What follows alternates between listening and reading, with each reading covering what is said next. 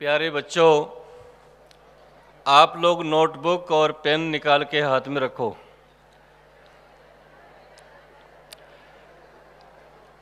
सबसे पहले आप ये सोचिए कि देश काल परिस्थिति के अनुसार लोगों के उद्देश्य बदल जाते हैं और कभी-कभी उद्देश्य की परिभाषाएं भी बदल जाती हैं। देश काल परिस्थिति के अनुसार लोगों के उद्देश्य बदल जाते हैं, कभी-कभी उद्देश्य की परिभाषाएं भी बदल जाती हैं। जो आज से 50 वर्ष पहले ट्रुथ सत्य था, वो आज के टाइम में नहीं होगा, और जो आज सत्य है, मान्यताएं हैं, वह मान्यताएं आने वाले 50-100 वर्ष के अंदर फिर वो नहीं होंगी। तो आज से 100 इयर्स पहले दुनिया में समझाया जाता था प्रिंसिपल ऑफ वॉर, युद्ध के सिद्धांत। लेकिन आज दुनिया में आवश्यकता है प्रिंसिपल ऑफ मैनेजमेंट। तो जिंदगी को मैनेज करना आना चाहिए। तो आप लिखिए सबसे पहले selection and maintenance of aim. सबसे पहले नोट करिए selection and maintenance of aim. अपने जीवन के लक्ष्य का सही चुनाव करो और जो आपने फैसले कर लिए हैं, जो चुनाव कर लिए हैं, उसको मेंटेन रखने की कोशिश करो। तो जिंदगी के सबसे पहले फैसले लेने चाहिए। सही फैसले कैसे लेंगे? तो उसके लिए 2 क्वालिटी आपके जीवन में होना चाहिए। लिखिए नंबर 1, एनर्जी ऑफ थिंकिंग, सोचने की क्षमता, और नंबर 2, ईगरनेस ऑफ लर्निंग, सीखने की उत्सुकता। इसीलिए मैंने आपको समझाने का प्रयत्न किया कि सोचना बंद तो समझना बंद, और सीखना बंद तो जीतना बंद। और प्यारे बच्चों, जिंदगी का एक लेसन याद कर लो, यह समाज, यह संसार जीतने वालों के साथ होता है, हारने वालों के साथ नहीं होता। तो जिंदगी में हमें किसी भी कीमत पर हम हार नहीं सकते, हमें जीतना ही जीतना है, चाहे उसके लिए हमें कुछ भी प्रयत्न और कोई भी उपाय क्यों न करना पड़े। आप देखिए, दुनिया में हिस्ट्री उसका साथ नहीं देती है जो इथिक्स और वैल्यूज के साथ जीता है। दुनिया की कोर्ट और अदालत के फैसले खत्म हो जाते हैं। ये महत्व नहीं है कि राणा सांगा बड़े बहादुर थे, 80 घाव लगने के बाद युद्ध करते थे, इथिक्स और वैल्यूज से रहे। लेकिन दुनिया, इतिहास ने राणा सांगा का साथ नहीं दिया, हिस्ट्री ने बाबर का साथ दिया। तो दुनिया जीतने वाले के साथ होती है, दुनिया हारने वाले के साथ नहीं होती। और अगर आप जिंदगी में जीतना चाहते हैं तो सोचना और सीखना, ये लास्ट ब्रीथ तक आपको जारी रखना पड़ेगा। तो जिंदगी के ये प्रिंसिपल आप याद रखो, सोचना और सीखने की। और एक बात याद रखो, ज्ञान अगर दुश्मन के पास है तो वहाँ भी जाकर सीखने की कोशिश करो। और यह हमारे देश की प्राचीन परंपरा है। भगवान श्री राम ने अपने भाई लक्ष्मण को रावण के पास भी ज्ञान सीखने के लिए भेजा था। तो इसलिए ये मत समझो कि उसके लिए कोई बाउंड्री लाइन नहीं होती है। जिंदगी का एक सिद्धांत इसमें याद कर लो, जब मैं आपकी तरह विद्यार्थी था, मेरी एक टीचर ने हमें समझाया था कि there is no boundary line of knowledge, power, wealth, beauty, greed and sex, but there is boundary line in life. जिंदगी में ज्ञान की कोई सीमा रेखा नहीं होती, जिंदगी में वेल्थ की कोई सीमा रेखा नहीं होती, धन की कोई सीमा रेखा नहीं होती, जिंदगी में पावर की कोई लिमिट नहीं होती, जिंदगी में सुंदरता की कोई सीमा रेखा नहीं होती, लालच कभी खत्म नहीं होते और काम वासना का कभी अंत नहीं होता। लेकिन लाइफ की सीमा रेखा होती है। इसलिए जो आपकी जिंदगी है, इस लाइफ का एक प्लान करो और उसको प्लान करने से आपको सोचना पड़ेगा। जब आप सोचोगे तभी आप जिंदगी का प्लान कर सकते हो। तो इसलिए एक शिक्षा आप अभी से याद कर लो।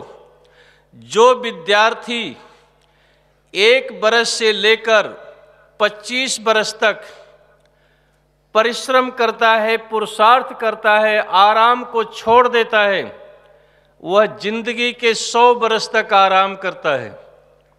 और जो 25 बरस तक आराम करता है, वो जिंदगी के 100 बरस तक आंसू गिराता है। आपको ये फैसले करने हैं। अभी ये आपका लाइफ है, आपका वक्त है स्ट्रगल करने के लिए, संघर्ष करने के लिए, ज्ञान को प्राप्त करने के लिए। अगर इस उम्र में आप कहेंगे मुझे ठंडी लग रही है, मुझे बीमारी लग रही है, तो आपका कोई भविष्य नहीं हो सकता है। इसीलिए हमने अपना नारा क्या दिया था? ठंड को हम लगते हैं, ठंड हमें नहीं लगती। बीमारी को हम लगते हैं, बीमारी हमें। और जो बीमार पड़ेगा, जिसको ठंडी लगेगी, उसको क्या सजा मिलेगी? 100 डंडे की मार पड़ेगी। तो बीमार पड़ोगे आप? बीमारी को हम लगते हैं, बीमारी हमें। हमारे यहाँ जनरल जगजीत सिंह अरोड़ा रहा करते थे। वो 4 महीने इसी गेस्ट हाउस में थे। उन्होंने मुझे एक जिंदगी की शिक्षा दिया था, जो मैं आपके साथ शेयर करना चाहता हूँ। उन्होंने कहा था, मनुष्य के लाइफ का सबसे बड़ा स्पीड ब्रेकर, मनुष्य के लाइफ का सबसे बड़ा स्पीड ब्रेकर वो क्या है? Comfort zone. मनुष्य के लाइफ का सबसे बड़ा स्पीड ब्रेकर क्या है? Comfort zone. जो ज़्यादा सुख सुविधा चाहता है, सुख सुविधाओं में रहना चाहता है, उसका कोई भविष्य नहीं बन सकता है। जो स्ट्रगल करता है, पुरुषार्थ करता है, पराक्रम करता है, उसी का भविष्य बनता है। तो इसलिए आपको यहाँ पर उस पुरुषार्थ के लिए ट्रेंड किया जा रहा है जहाँ जो आपको आवश्यकता है। तो जीवन का पहला सिद्धांत क्या है? Selection and maintenance of aim. लक्ष्य का सही चुनाव करो और जो फैसले आपने कर लिया है उसे मेंटेन रखने की कोशिश करो। दूसरी बात लिखिए, प्लानिंग एंड प्रिपरेशन। आप योजना बनाइए और तैयारी करिए। जो इंसान प्लान नहीं करता है, लाइफ का, जिंदगी का योजना नहीं बनाता है, वह मुसीबतों को फेस करता है। तो इसलिए लाइफ का प्लान बनाने का प्रयास करिए कि आप अभी 11th में हैं, तो हमें ग्रेजुएशन तक क्या करना है, उसके बाद क्या जाना है। तो प्लानिंग करने का आपको कोशिश करना चाहिए। तो आप सभी लोग अच्छे विद्यार्थी तो बनना चाहते ही हैं। तो प्लानिंग करने के लिए मैंने 4 सिद्धांत बताए थे, आपको याद है?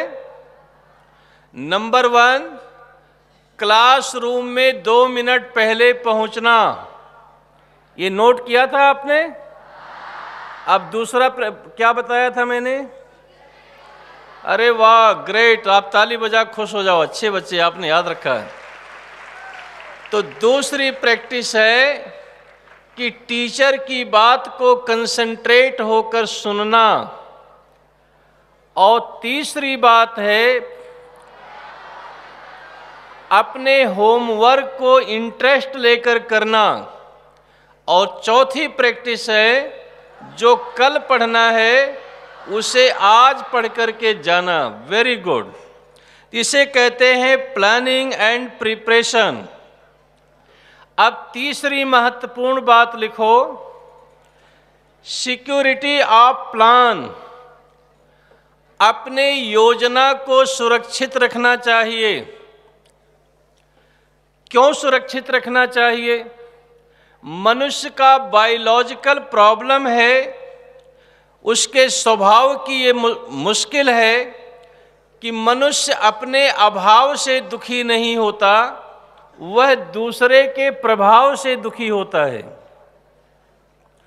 मनुष्य का बायोलॉजिकल प्रॉब्लम क्या है कि वह अपने अभाव से दुखी नहीं होता है, वह दूसरे के प्रभाव से दुखी होता है।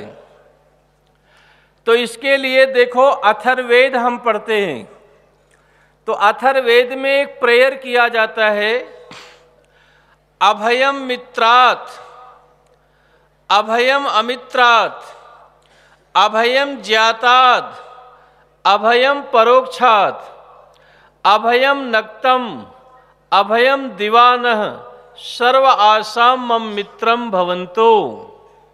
तो इसमें प्रेयर किया जाता है कि हे ईश्वर, हमको मित्र से डर ना हो। क्या प्रेयर किया जाता है? कि हमको मित्र से किसी प्रकार का डर ना हो। फिर दूसरा प्रेयर किया जाता है, हे ईश्वर, हम पर दया करो, हम शत्रुओं से भी सुरक्षित रहें। फिर आगे प्रेयर करते हैं कि हे सर्वशक्तिमान ईश्वर, हम में ये वरदान दो कि हम परिचित व्यक्ति से कोई खतरा न महसूस करें और अपरिचित व्यक्ति से भी हम महफूज और सुरक्षित रहें। तो प्रश्न उठता है कि सबसे पहले प्रेयर किया गया कि हमको मित्र से डर ना हो। अब आप लोग दोस्त बनाते हैं या नहीं बनाते हैं? अब दोस्त से डरते हैं, लेकिन यहां तो प्रेयर किया जाता है दोस्त से पहले सुरक्षित रहो। तो आपकी तरह हम भी कंफ्यूज हुए कि ऐसा क्यों हो रहा है। तो हमने राजनीति शास्त्र के विद्वान आचार्य चाणक्य को पढ़ा। तो आचार्य चाणक्य जी ने शिक्षा दिया कि न विश्वसेत मित्रे चापी कुमित्रे चापी न विश्वसेत, कदाचित कुपितम मित्रम सर्वम गुह्यम प्रकाशेत। वो कहते हैं शत्रु से सावधान रहो, लेकिन मित्र से 1000 गुना ज्यादा सावधान रहो, क्योंकि मित्र अगर शत्रु बन गया तो जितना नुकसान मित्र कर सकता है शत्रु कभी नहीं कर सकता। इस बात को समझने के लिए अमेरिका में एक राष्ट्रपति होते थे मिस्टर जॉनसन। जॉनसन ने पॉलिटिक्स पर थीसिस लिखी है। बहुत बड़े समझदार विद्वान इंसान समझे जाते थे। तो प्रेसिडेंट जॉनसन ने अपने थीसिस में लिखा है कि दुनिया में दुश्मन वही बनता है जो पहले दोस्त होता है। जो दोस्त नहीं होता है, जो आपका जानकार नहीं होता है, वह दुश्मन नहीं बन सकता है। ब्रिटेन के एक बहुत बड़े ग्रेट स्कॉलर थे लॉर्ड पामस्टन। लॉर्ड पामस्टन के विषय में पढ़ना, आगे चलकर वो प्राइम मिनिस्टर भी हुए थे। तो उन्होंने एक बड़ी समझदारी पूर्वक बात की कि दोस्ती परमानेंट नहीं होती, दुश्मनी परमानेंट नहीं होती। इंटरेस्ट परमानेंट होता है और मनुष्य अपने इंटरेस्ट के लिए दोस्त और दुश्मन बदलता रहता है। तो आप ये बात समझिए, सिक्योरिटी ऑफ प्लान, अगर आपकी योजना आउट हो गई तो फिर आपकी सफलता में क्वेश्चन मार्क लग जाएंगे। तो जब तक आपको सक्सेस नहीं मिले, आपको सफलता नहीं मिले, आप अपने प्लान को अपने ब्रेन में रहने दो, उसे आउट मत करो। और जब वो सक्सेस मिल जाएगा तो आप दुनिया के लोग जानेंगे। इसीलिए हमारे यहाँ वेद में प्रेयर किया जाता है कि उत स्वेन क्रतुना संबदेत। हे मानव, आप अपना इंट्रोडक्शन, अपना परिचय अपने कर्म से दो। ये मत बताओ कि मैं इस बाप का बेटा हूं, मैं इस खानदान का हूं, इस देश का हूं, इस समाज का हूं, इस जाति का हूं। आपकी पहचान आपके पराक्रम, पुरुषार्थ और काम होते हैं। तो कर्म से मनुष्य महान बनता है। उत स्वेन क्रतुना संबदेत। आप वाणी से बकवास मत करो, आप कर्म से अपना परिचय दुनिया के सामने रखो। तो इसे क्या कहते हैं? प्लान को, योजना को सुरक्षित रखना। अब चौथी पॉइंट लिखो, कोऑर्डिनेशन, सामंजस्य प्रस्थापित करना। आपको अपने जीवन के साथ, अपने फैमिली के साथ, अपने पेरेंट्स, अपने स्कूल के साथ क्या करना है? कोऑर्डिनेशन करना है। एक बात याद रखो, जिब्राल्टर से लेकर इंडोनेशिया तक 7 बिलियन पीपल इस अर्थ पर रहते हैं, लेकिन दुनिया का कोई भी मनुष्य, अच्छे से अच्छे इंसान को ढूंढ लाओ, गुड पर्सन को लाओ, उसमें भी कुछ न कुछ खराबी होगी। और दुनिया का बुरा से बुरा इंसान ले आओ, उसमें भी कुछ न कुछ अच्छाई होगी। तो इस दुनिया में ना कोई अच्छा है और ना कोई बुरा है। आप अपने व्यवहार से जैसा चाहोगे वैसा दुनिया को बना सकते हो। तो इसके लिए आप अपने जीवन में सामंजस्य प्रस्थापित करने के लिए प्रयास करो। और अगर वो नहीं है तो फिर आप नहीं कर पाएंगे जो आप कुछ करना चाहते हैं। तो सामंजस्य, आपको अगर 5 बजे 6 बजे यहाँ पर 5 बजे आना है तो कितने बजे आपको 6 बजे पीटी करते हैं कि 5:30 करते हैं? तो कितने बजे जगना होता है? तो आप अगर वो नहीं जगोगे तो बोलो आप काम कर सकते हो? तो सामंजस्य प्रस्थापित करने का प्रयास आपको करना होगा। आपको लाइफ को एडजस्ट करना पड़ेगा। आपको अपने फैमिली के साथ, परिवार के साथ, सोसाइटी के साथ, सबके साथ इस जीवन को व्यवस्थित करने के लिए आपको कोशिश करना पड़ेगा। ये बात समझ में आई आपको? तो कोऑर्डिनेशन, अपने दोस्तों के साथ, अपने परिवार के साथ, अपने सोसाइटी के साथ, जब तक आप ये नहीं करेंगे तो आप कुछ भी नहीं कर सकते। तो इसके लिए आपको हमेशा प्रयत्नशील रहना पड़ेगा। इसके पश्चात जो आगे सबसे बड़ी चीज आपके जीवन, जैसे आप देखें गेम खेलते हैं तो वहाँ कोऑर्डिनेशन होता है नहीं होता? हिंदुस्तान का जो सबसे बड़ा प्रॉब्लम है वो है कोऑर्डिनेशन का अभाव। आप देखिए रेसलिंग में इंडिया के लोग दुनिया से मेडल लेकर आते हैं, बोलो आते या नहीं आते?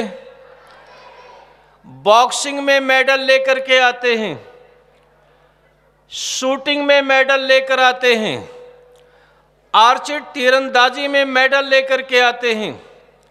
लेकिन ये सारी गेम क्या है? इंडिविजुअल गेम है।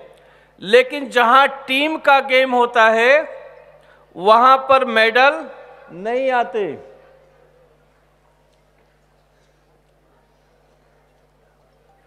जो टीम की गेम होती है वहां पर मेडल नहीं आते हैं। तो क्यों नहीं आते? चूंकि कोऑर्डिनेशन का अभाव है। तो हमें अपने साथियों का सहयोग देना चाहिए, सहयोग करना चाहिए। आप देखिए, अभी आपको हमने सिक्योरिटी ऑफ प्लान बताया नहीं बताया? इसको दो तरह से समझना चाहिए, एक मिलिट्री साइंस और एक पॉलिटिकल साइंस। जब इसको समझ लोगे तो आपको कोऑर्डिनेशन करना आएगा। मिलिट्री साइंस क्या कहती है? पहले अपने दोस्त की हिफाजत करो, पहले अपने साथी की रक्षा करो, बाद में आप अपनी रक्षा करो। क्या बताया जाता है? कि पहले आप अपने दोस्त की हिफाजत करो, अपने साथी की रक्षा करो और अपनी रक्षा बाद में करो। लेकिन पॉलिटिकल साइंस क्या कहती है? पहले दोस्त को समाप्त करो, दुश्मन को बाद में देख लेना। चूंकि दुनिया में सबसे बड़ा दुश्मन वही होता है जो पहले दोस्त होता है। तो हर चीज हर जगह लागू नहीं होती है। तो आप इसको समझ लेंगे जब जिस बात को, तब आप कोऑर्डिनेशन कर पाएंगे। और अगर आप इसको नहीं समझेंगे तो आप कोऑर्डिनेशन नहीं कर सकते हैं। तो सामंजस्य प्रस्थापित करना, देश काल परिस्थिति के अनुसार अपने सिद्धांत, अपनी नीति, अपने विचार को स्पष्ट रूप से रखना। आप देखिए, जर्मनी और फ्रांस दोनों 100 बरस तक आपस में युद्ध किए, मिलियन लोगों का कत्ल हुआ, बिलियन डॉलर खर्च किए गए, लेकिन आज जर्मनी और फ्रांस दोनों दोस्त हैं। वियतनाम और अमेरिका दोनों 20 इयर्स तक युद्ध किए, 1955 से लेकर 1975 तक। लेकिन आज हो ची मिन्ह से लेकर के टान डक थान तक उन लोगों ने आपस में वार किया। लेकिन आज इंटरेस्ट के लिए अमेरिका और वियतनाम दोनों दोस्त हैं, चूंकि चाइना के खिलाफ उनको मूवमेंट चलाना है। आप देखिए, अमेरिका ने जापान पे परमाणु बम गिराए, लेकिन आज दुनिया में सबसे ज्यादा बेनिफिट अगर जापान ने लिया है तो अमेरिका से लिया है। तो प्यारे बच्चों, इसकी ये समझ आपको विकसित करनी पड़ेगी कि हर फार्मूले, हर प्रिंसिपल हर समय और हर जगह लागू नहीं होते हैं। तो इसके लिए आपको कोऑर्डिनेशन को समझना बहुत जरूरी पड़ेगा। आपका इंटरेस्ट किसमें है, क्या सोच है, यह कोशिश करनी पड़ेगी। कितने पॉइंट हो गए? और 5वां पॉइंट आप लिखिए। इसको भी आप समझने के लिए आप कोशिश करिए कि सामंजस्य कैसे बनाएंगे। दुनिया का हर इंसान, उसमें कुछ न कुछ अच्छाई और कुछ न कुछ बुराई होती है। तो आप लास्ट में सोचिए कि जो कुछ भी इस संसार में है, बना हुआ है, वह ईश्वर द्वारा निर्धारित है। किसके द्वारा निर्धारित है? ईश्वर के द्वारा वह निर्धारित है। जो कुछ भी घटनाएं घट रही हैं नेचर में, वो पहले से निश्चित है। इसको आप टाल नहीं सकते। सिंस एवरीथिंग, जो कुछ भी है दुनिया से जब से बना है, वहां पर इस बात को आप ये सोच नहीं सकते हैं कि वो आज के लिए है या कल के लिए है या बाद में होगा। इसे आप हटा नहीं सकते। लेकिन जो भी कुछ है उसे फेस करने के लिए आपको तैयार रहना पड़ेगा और ये सोचना होगा कि आपका इंटरेस्ट क्या है, आपके देश का इंटरेस्ट क्या है, आपके मानवता के लिए क्या चीज़ है, ये सब चीज़ें आपको कोशिश करना पड़ेगा। तो everything is happening a designing by God. जो भी कुछ घट रहा है, घटनाएं, वह ईश्वर द्वारा निर्धारित हैं। Since everything is created by God, there is no good, there is no bad. Blaming, therefore stop blaming और ब्रांडिंग। तो जो कुछ भी बना है वो ईश्वर द्वारा निर्मित है, यहाँ न कोई अच्छा है और न कोई बुरा है। Since everything is created by God, जो भी कुछ सृजन हुआ है, निर्माण हुआ है, वो ईश्वर द्वारा है। There is no good, there is no bad. कोई न तो अच्छा है और न तो कोई बुरा है। स्टॉप फॉर ब्लेमिंग और ब्रांडिंग। जो लोग कहते हैं मुझे सफलता नहीं मिली, हमारी सरकार ने सहायता नहीं किया, लोगों ने सहायता नहीं किया, वो सब अपने मूर्खता को प्रदर्शित करते हैं। स्टॉप ब्लेमिंग और ब्रांडिंग के लिए आपको कोई स्थान नहीं है। इसके लिए देयरफॉर स्टॉप ब्लेमिंग और ब्रांडिंग। आरोप लगाने का आपको कोई नैतिक अधिकार नहीं है। अगर आप परीक्षा में पास नहीं होते हैं तो ये बीमारी का, असहयोग का बहाना आप नहीं बना सकते हैं। आप सामंजस्य प्रस्थापित करिए, आपको वहां लक्ष्य तक जाना है। आपको बीच में रुक नहीं सकते, आप बीच में रुक नहीं सकते। और तीसरी बात समझ लो कोऑर्डिनेशन के लिए, बी हैप्पी विद एवरीथिंग।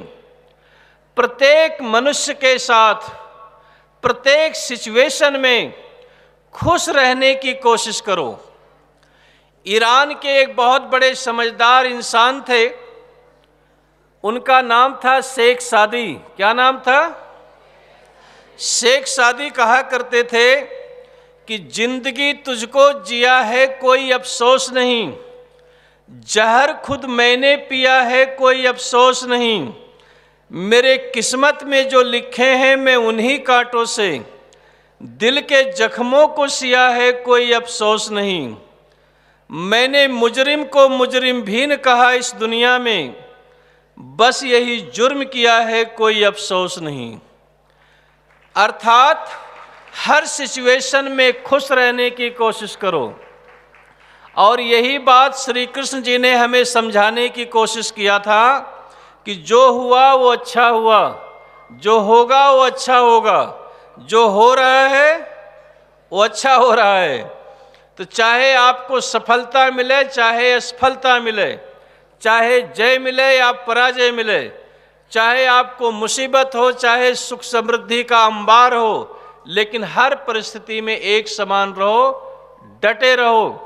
आप ये बहाना मत बनाओ कि मेरे पास ये चीज नहीं है। आप ये कुछ नहीं कर सकते। जैसे मैंने पहले दिन कहा, हमें ये शिविर लगानी थी। इकोनॉमिक क्राइसिस देश में चल रहे हैं, लोग डोनेशन नहीं दे रहे हैं। तो मैंने मुंबई में कौशिक भाई वेलानी पटेल से इंटरेस्ट पर पैसा लिया। और हम ये बहाना नहीं बना सकते कि डोनेशन नहीं मिला तो हम बच्चों को दूध नहीं देंगे, डोनेशन नहीं मिला तो हम अच्छी सब्जी नहीं देंगे, डोनेशन नहीं मिला तो अच्छा काम नहीं करेंगे। ये बहाना बनाना हमारी मूर्खता होगी, हम इसके लिए नहीं कर सकते। हमने इंटरेस्ट पर पैसा लिया और ले करके इसे करना है। तो जो मैं करता हूँ वही आपको करने के लिए कह रहा हूँ।